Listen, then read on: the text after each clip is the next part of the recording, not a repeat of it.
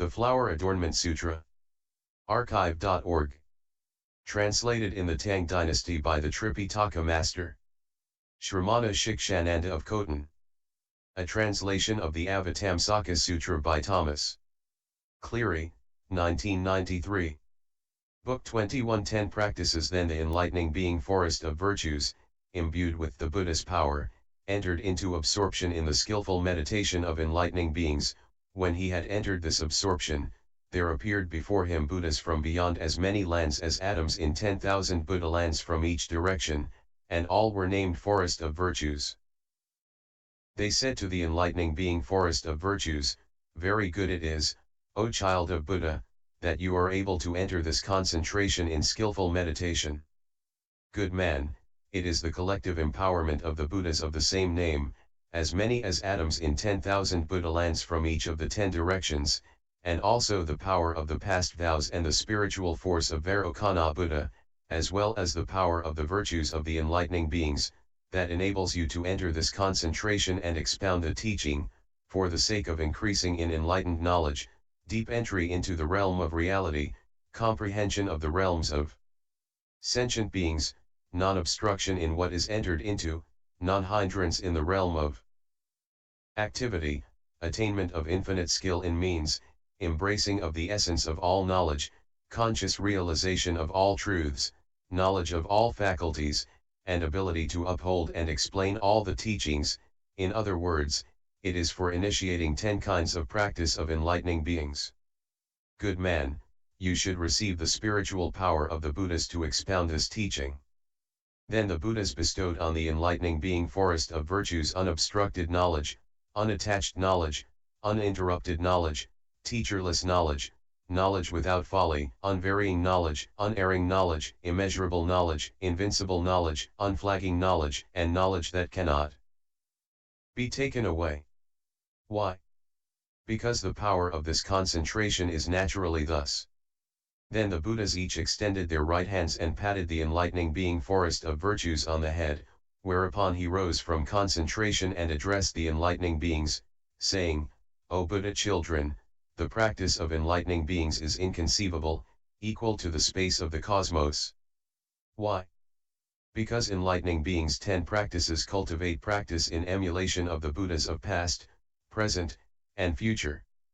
Buddha children, great enlightening beings have 10 kinds of practices, which are expounded by the Buddhas of past, present, and future.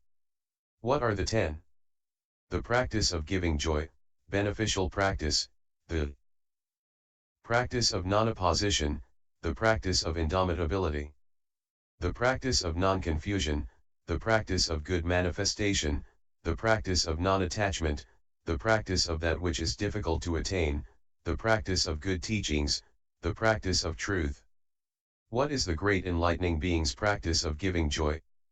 Here the enlightening beings are magnanimous givers, bestowing whatever they have with an equanimous mind, without regret, without hoping for reward, without seeking honor, without coveting material benefits, but only to rescue and safeguard all living beings, to include all living beings in their care, to benefit all living beings, and to emulate the original practice of all Buddhas, recall the original practice of all Buddhas, delight in the original practice of all Buddhas, purify the original practice of all Buddhas, further develop the original practice of all Buddhas, make manifest the original practice of all Buddhas, and expound the original practice of all Buddhas, to cause all sentient beings to be relieved of pain and suffering and attain comfort and happiness.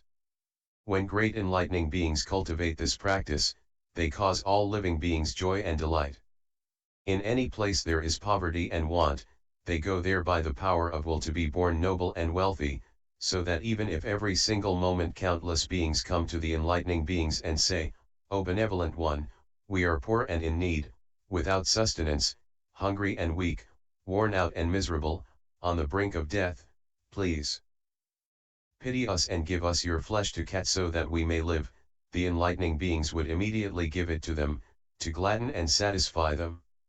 Even should countless hundreds of thousands of beings come begging this way, the enlightening beings would not shrink back, but would rather increase even more in kindness and compassion. Indeed, because sentient beings all come seeking, the enlightening beings, seeing them, would become more joyful, and think, I have gained a fine boon, these beings are my field of blessings, they are my good friends and benefactors, without my asking them, they come to cause me to enter into the Buddha's teaching. I should now cultivate learning in this way, not controverting the wishes of sentient beings.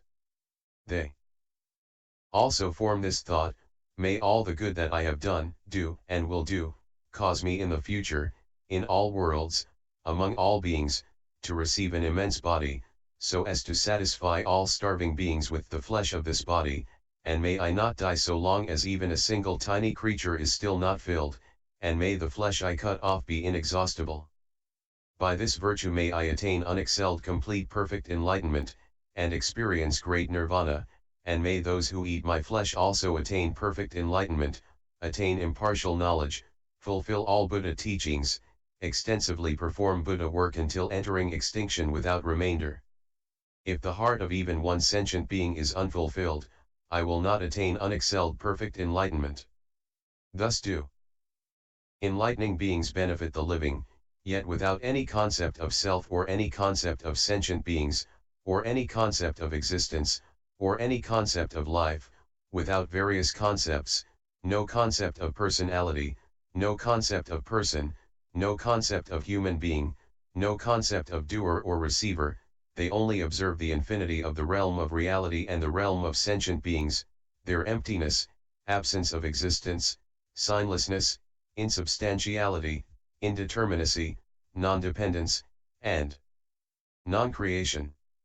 When they perform this contemplation, they do not see themselves, they do not see anything given, they do not see a receiver, they do not see a field of blessings, they do not see a deed, they do not see any reward, they do not see any result. They do not see a great result, they do not see a small result. Then the enlightening beings observe that all the bodies taken on by living beings in the past, future, and present eventually perish, then they form this thought, how remarkable it is how foolish and ignorant sentient beings are, within birth and death they receive countless bodies, which are perishable and transient, soon returning to decay and extinction, having already passed away, now passing away, and yet to pass away, they still cannot use the destructible body to seek the indestructible body. I should learn all that the Buddhas learn, to realize omniscience, know all truths, and explain to sentient beings the indestructible nature of reality, which is equal in past, present, and future, and which accords with utmost tranquility and serenity, to cause them to permanently attain peace and happiness. This is called the great enlightening being's first practice, of giving joy. What is the great enlightening being's beneficial practice?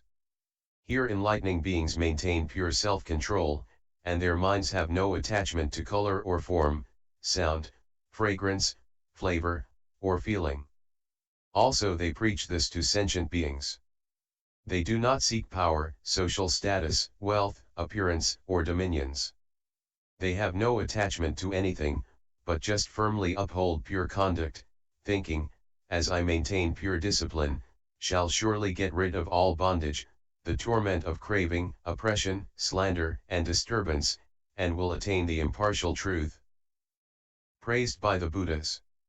When enlightening beings maintain pure discipline in this way, even if countless devils should come to them in a single day, each bringing countless goddesses all well versed in the arts of pleasure, beautiful and alluring, with various amusing things, in order to disturb the enlightening being's attention on the way, the enlightening beings think, these desires are hindrances to the way and obstruct unexcelled enlightenment. Therefore they do not conceive even a single thought of lust, their 10 practices minds are as pure as Buddha. The only exception is in terms of expedient means to teach and transform sentient beings, yet they still do not relinquish the determination for omniscience. Enlightening beings do not afflict a single sentient being in pursuit of their own desires, they would rather die themselves than to do anything which would afflict a single being. After enlightening beings have gotten to see the Buddha, they never arouse a single thought of desire, much less act upon desire. At this point, enlightening beings think, all sentient beings, throughout the long night of ignorance, think of desires, pursue desires, and are attached to desires. Their minds are set in their ways and they are addicted to desires, whirling along with them, not having any freedom. I should cause these devils and these goddesses, and all sentient beings, to abide by the unexcelled precepts. Once they abide in pure discipline, their minds will never turn back from the direction of universal knowledge, and eventually they will attain unexcelled complete perfect enlightenment, and finally enter complete extinction with no remainder. Why? This is the work we ought to do. We should follow the Buddhas in cultivating this learning, and having done so, divorce all bad actions and get rid of the ignorance of the idea of self, enter all Buddha teachings by means of knowledge, and explain them to sentient beings, to rid them of delusion, all the while knowing, however, that there is no delusion apart from sentient beings and there are no sentient beings apart from delusion, that there are no sentient beings within delusion and no delusion within sentient beings, and also that it is not that delusion is sentient beings or that sentient beings are a delusion. Delusion is not something inside or outside, and sentient beings are not something inside or outside. They know all things are unreal, suddenly arising and suddenly perishing, having no solidity or stability, like dreams, like reflections, like phantoms, like illusions, fooling the ignorant.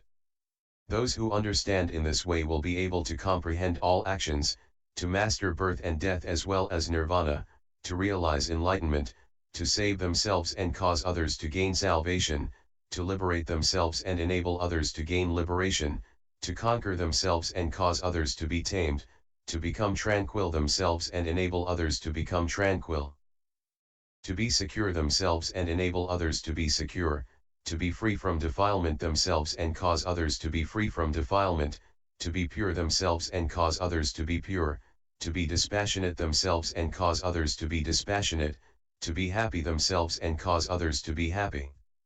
Here enlightening beings also form this thought: I should follow all the enlightened ones, detach from all worldly actions, fulfill all qualities of Buddhahood, abide in supreme equanimity, be impartial toward all beings, clearly understand the objective realm, get rid of all error, cut off all conceptualizations, abandon all attachments, and skillfully engineer emancipation, to ever abide mentally in unexcelled, inexplicable, independent, immutable, measureless, boundless, inexhaustible, formless, most profound wisdom. This is called the great enlightening being's second practice, of beneficial action. What is the great enlightening being's practice of non-opposition? Here enlightening beings always practice tolerance and forbearance, being humble and respectful, not harming self, others, or both, not stealing or causing others to steal, not being attached to themselves, to others, or to both, not seeking fame or profit. They only think, I should always expound the teaching to sentient beings, to cause them to divorce all evils, to cut off greed, anger, folly, pride, hypocrisy, stinginess, jealousy, obsequiousness, and dishonesty, and cause them to always abide peacefully in forbearance and harmony. When enlightening beings achieve this forbearance, even if countless beings should come to them and each being should produce countless mouths and utter countless words, unpleasant words, unwholesome words, displeasing words, undesirable words, words which are not those of the benevolent or the virtuous, words which are not those of wisdom, words which are not in accord with sagacity, words which sages do not approach, detestable words and unbearable words, even if they abuse and revile the enlightening beings with such speech, and, furthermore, if they all had countless hands, bearing countless cudgels, with which they attacked and injured the enlightening beings, without relenting, for immeasurable cons, should enlightening beings encounter such torture, their hair standing on end, their life about to end, they form this thought: if my mind is disturbed by this suffering, then I have not mastered myself, I am not self-possessed, I do not understand myself, I am uncultivated, I am not properly stabilized, I am not at peace, I am careless, I give rise to attachments, how can I enable others to attain purity of mind? Then the enlightening beings also think, Since beginningless time I have dwelt in birth and death and experienced its pains and vexations, and thus reflecting, they redouble their efforts, purify their minds, and attain joy. They skillfully tune and concentrate themselves, and, themselves able to abide in the Buddha teaching, they also enable sentient beings to attain the same condition. They further reflect, this body is empty and null, it has no self or possessions, it has no reality, it is void by nature, with no duality. Neither pain nor pleasure has any existence, because all things are empty. I should expound this teaching for people, to enable all sentient beings to do away with their views.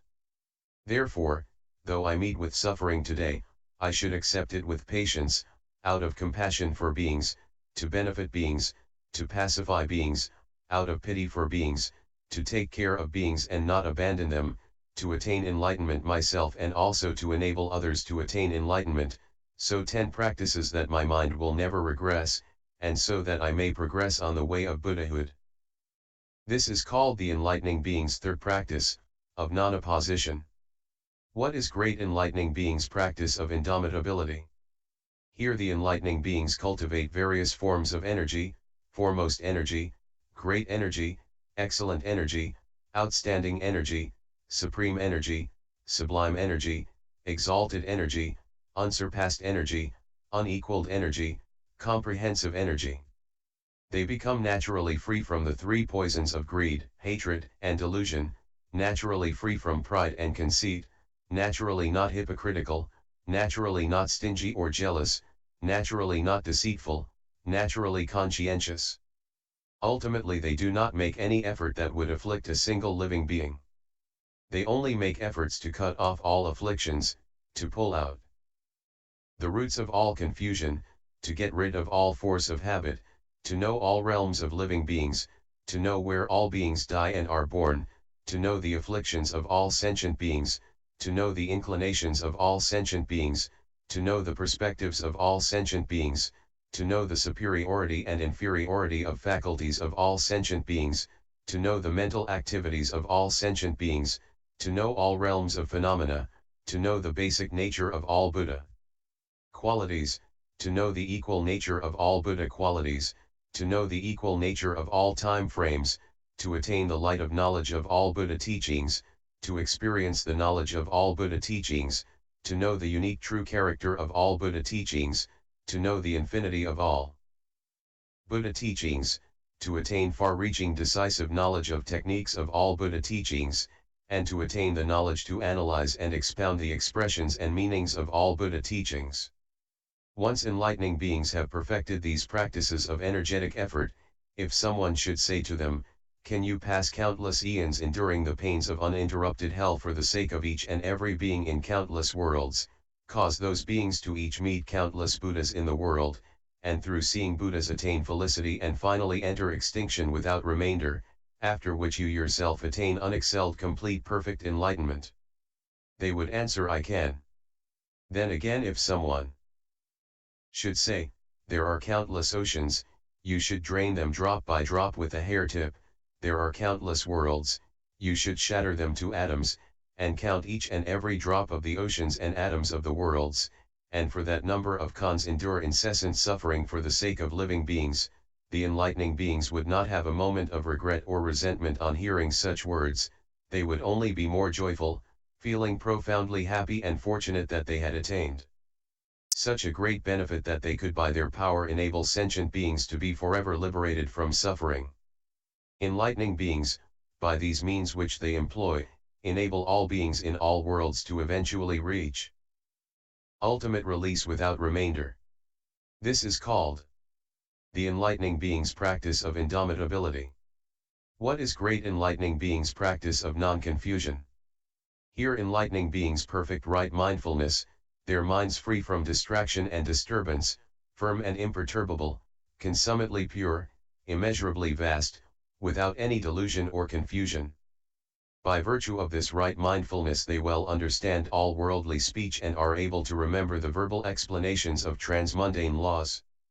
That is to say, they can remember the explanations of material and immaterial phenomena, they can remember the explanations of the definition of the intrinsic nature of sensation, perception, conditioning, and consciousness, without any confusion in their minds.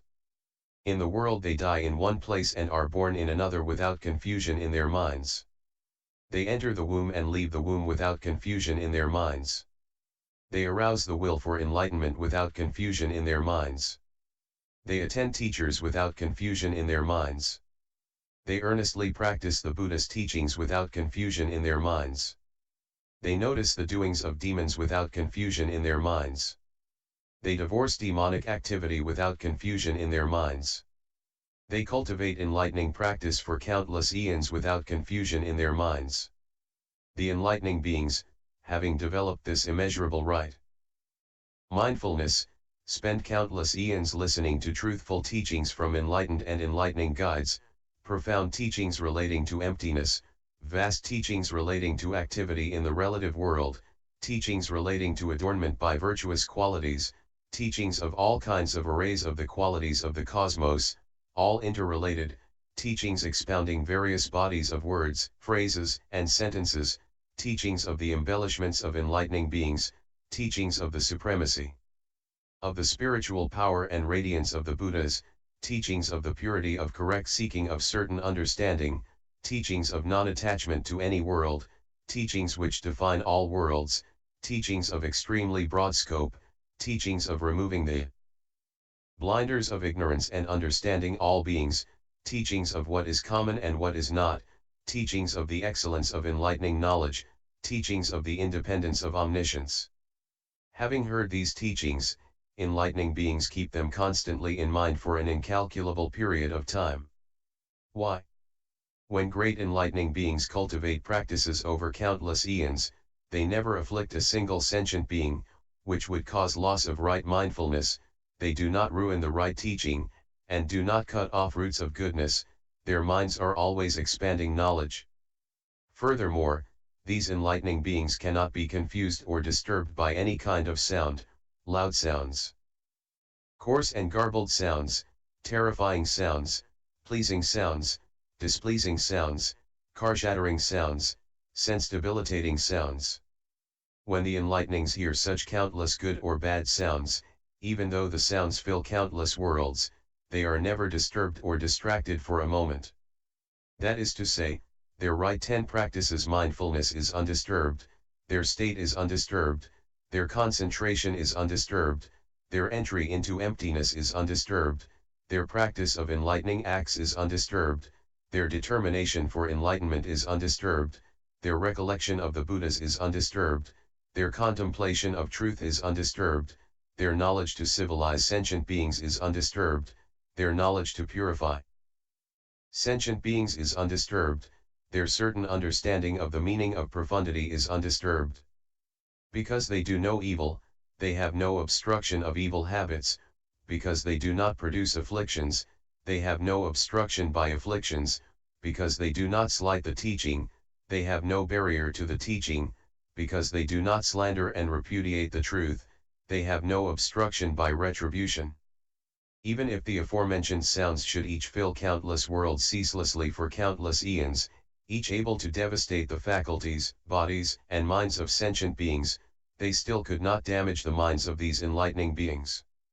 Enlightening beings enter concentration, abide in the teaching of the sage, and meditate on and investigate all sounds, becoming thoroughly familiar with the characteristics of origin, existence, and disappearance of all sounds, and come to know the nature of the origin, existence, and disappearance of all sounds. Having heard them, they do not give rise to covetousness or aversion, and don't lose mindfulness, they apprehend their characteristics precisely without being influenced by or attached to them. They know all sounds have no existence and are in reality ungraspable, that they have no creator and no origin, that they are equal to nirvana and have no differentiations. Thus do enlightening beings perfect tranquil, peaceful physical, verbal, and mental action, never regressing, till they reach omniscience. They skillfully enter all manner of meditative concentrations and know that all concentrations are of the same one essence. They comprehend that all things have no bounds and attain true knowledge of all things. They attain profound concentration detached from all sounds. They attain countless kinds of concentration. They increasingly develop a boundlessly vast mind of great compassion. At this point enlightening beings attain countless concentrations in a single instant, and, hearing such sounds, are not disturbed. They gradually increase and broaden their concentration. They form this thought, I should get all beings to abide peacefully in unsurpassed pure mindfulness, so they may attain non-regression on the way to omniscience, and ultimately attain to nirvana without remainder. This is called the enlightening being's fifth practice, leaving confusion behind. What is the great enlightening being's practice of good manifestation? Here the enlightening beings are pure in thought, word, and deed. They abide in non-acquisition, and demonstrate non-acquisitive thought, word, and deed. They know that physical, verbal, and mental actions have no absolute existence. Because they are free from falsehood, they are free from bondage.